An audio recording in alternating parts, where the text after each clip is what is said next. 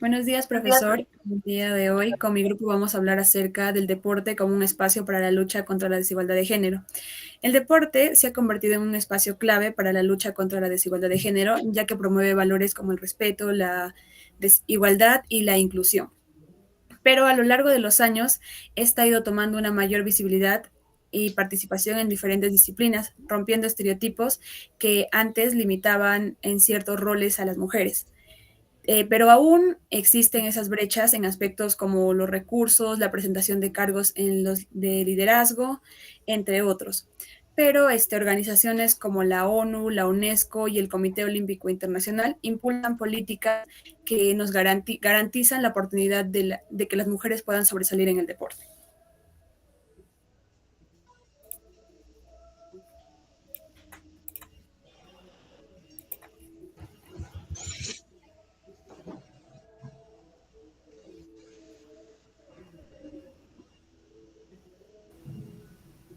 Siguiente, repete, siguiente. Bien, para continuar con el resumen de la noticia, esta noticia fue hecha por el diario El País el 28 de mayo de 2025. Escogimos esta noticia más que nada ya que presenta cómo los resultados de un estudio hecho por el FUTPRO, que es un sindicato de futbolistas profesionales, nos muestra que el 77% de las jugadoras considera que su rendimiento en el deporte se ve afectado por el dolor menstrual, mientras que el 84,6% ha sufrido molestias durante entrenamiento o partidos. Estos porcentajes nos indican que las mujeres deportistas tienen ciertas complicaciones durante la época de su entrenamiento mientras están con la menstruación, se dice. Este hallazgo pone en evidencia una carencia estructural dentro del deporte profesional femenino, donde el ciclo menstrual sigue siendo un tema poco comprendido y en muchos casos insensibilizado por equipos técnicos y médicos, ya que muchos no toman la debida consideración hacia las deportistas femeninas en este tipo de ciclos que es natural en su cuerpo y muchos simplemente lo ignoran o simplemente están desensibilizados acerca del tema. Este artículo también resalta la necesidad de romper el tabú que aún rodea la administración en el deporte, promoviendo un cambio cultural que permita hablar abiertamente del tema sin estigmas. En este sentido, FoodPro impulsa la creación de protocolos médicos y programas de acompañamiento que integren el ciclo menstrual y planificación de entrenamiento y la recuperación física. De esta manera, dando ayudas a las mujeres deportistas para que puedan alcanzar un mayor rendimiento en todo el proceso de entrenamiento para, digamos, una competencia mundial o internacional. Además, en conjunto, la noticia es una llamada de atención a las instituciones deportivas para que reconozcan la menstruación como una limitación, sino como un factor natural que debe gestionarse con conocimiento y respeto, a favor de una verdadera equidad en el rendimiento y salud de las mujeres en el deporte. Ok, en análisis de la noticia tenemos que la noticia representa un avance en la visibilización de estos problemas específicos en el deporte femenino, ¿no? Que tradicionalmente fueron ignorados, donde no tuvieron pues el suficiente alcance o la suficiente atención por los medios. A este tipo de cobertura rompió con la tendencia histórica de la prensa deportiva española, caracterizada por una perspectiva androcéntrica y una baja representación de las mujeres deportistas, según Gómez. Gómez también nos dice que el periodismo deportivo ha sido un espacio predominantemente masculino, donde las desigualdades de género se han legitimado y acentuado.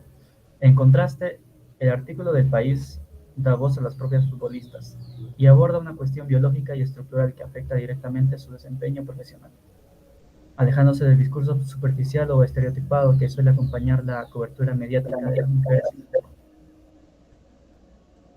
Wilson, ¿quieres leer la Sí, última parte? finalmente bueno, muchas gracias compañero. Finalmente la noticia se alinea con la necesidad que señalan las autoras de fomentar una cobertura equilibrada y responsable, que reconozca las realidades de las deportistas y no las reduzca a figuras secundarias, según Gómez Cole. Este tipo de reportajes contribuye a desmontar la presencia invisible femenina en el deporte español, otorgando legitimidad y relevancia a sus experiencias dentro de un campo históricamente dominado por hombres.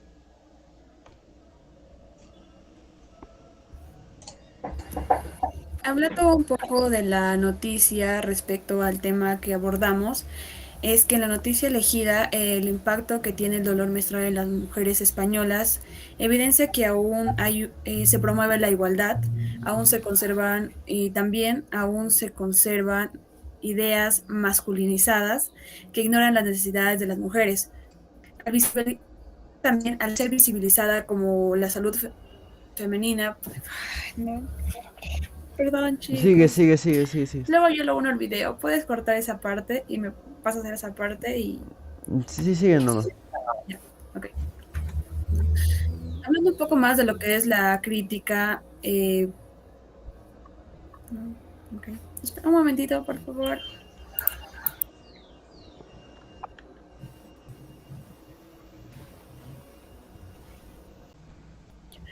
Abordando un poco a lo que son las críticas respecto al tema abordado con la noticia, es que el impacto sobre el dolor menstrual en futbolistas españolas evidencia que aún el deporte promueve la igualdad, aunque se conserva estructuras masculinizadas que siempre ignoran las necesidades de las mujeres.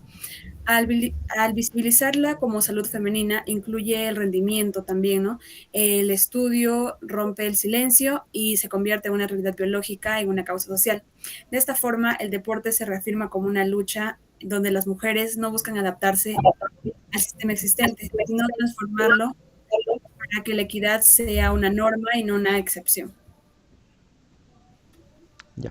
Continuando con mi crítica, la noticia se relaciona en el que el deporte puede ser un espacio para combatir las diferencias de género que se tiene desde hace mucho tiempo en nuestra sociedad, de esta manera rompiendo con los distintos esquemas como la forma en la que se refieren a las mujeres en distintos aspectos, en este caso en el deporte, como quitando crédito o no tomando la importancia, problemas que pueden llegar a tener, como podría ser el caso de la menstruación según la noticia, que puede llegar a disminuir el rendimiento usual de algunas deportistas, causando dolor e incomodidad. En este periodo que tienen, pese a esto y a saber de cómo este proceso fisiológico es algo propio de ellas, no se le toma importancia y se le menosprecia como si el tema fuera invisible. Continuando con mi reflexión crítica, al leer esta noticia yo sentí una gran satisfacción al ver que se está hablando abiertamente del tema que durante mucho tiempo ha sido silenciado, ¿no? En la menstruación, en el deporte femenino, parece un gran avance que los estudios como el futuro visualicen el impacto real que tiene el ciclo menstrual, el rendimiento de las deportistas durante años que se han exigido competir y entrenar como si fueran sus cuerpos, igual que el de los hombres, ignorando los cambios físicos y emocionales que atraviesan cada mes. Desde mi punto de vista, esta noticia representa un caso importante hacia la igualdad y la comprensión del cuerpo femenino.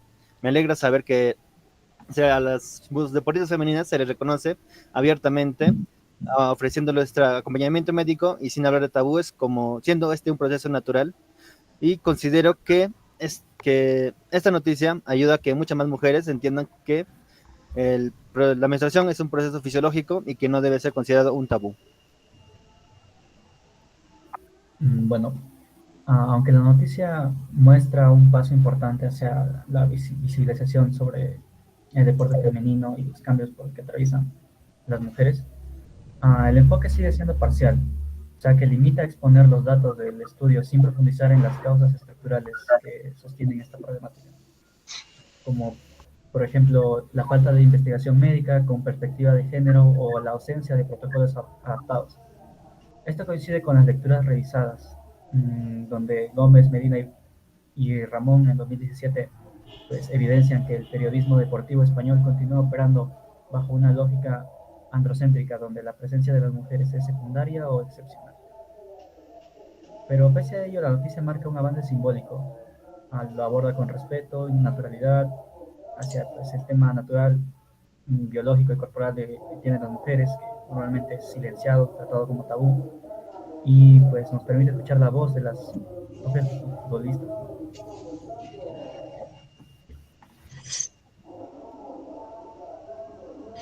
Bueno, siguiendo con la crítica, lo que yo he notado eh, no es el dolor en sí, sino una respuesta a la deficiencia de los clubes para este problema, como la falta de formación, la ausencia de recursos y la normalización tóxica. En la falta de formación, los jugadores creen que el staff no tiene los conocimientos necesarios. Esto es una crítica a la formación de entrenadores, preparadores físicos y médicos deportivos. En la ausencia de recursos, los clubes no han proporcionado información ni recursos. La normalización tóxica. Amanda Gutiérrez explica que las jugadoras no se ausentan a pesar de la medida de la FIFA. El miedo de perder el tren y se paran demuestran que el ambiente de trabajo es competitivo.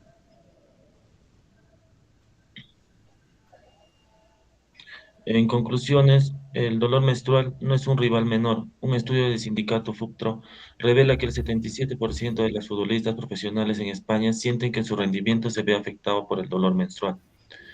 Segunda conclusión, síntomas que no se pueden ignorar. La mayoría experimenta fatiga, dolor físico y en algunos casos diarrea. Como conclusión, tercero, falta de apoyo institucional.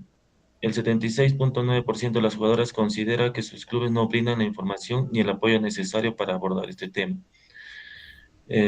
La normalización del dolor. Muchos futbolistas han jugado con molestias, teniendo que detenerse puede afectar su posición en el equipo. Se muestra un avance en la visibilización del deporte femenino, pero evidencia que aún falta una mirada más profunda y constante sobre las realidades que enfrentan las mujeres en el ámbito deportivo.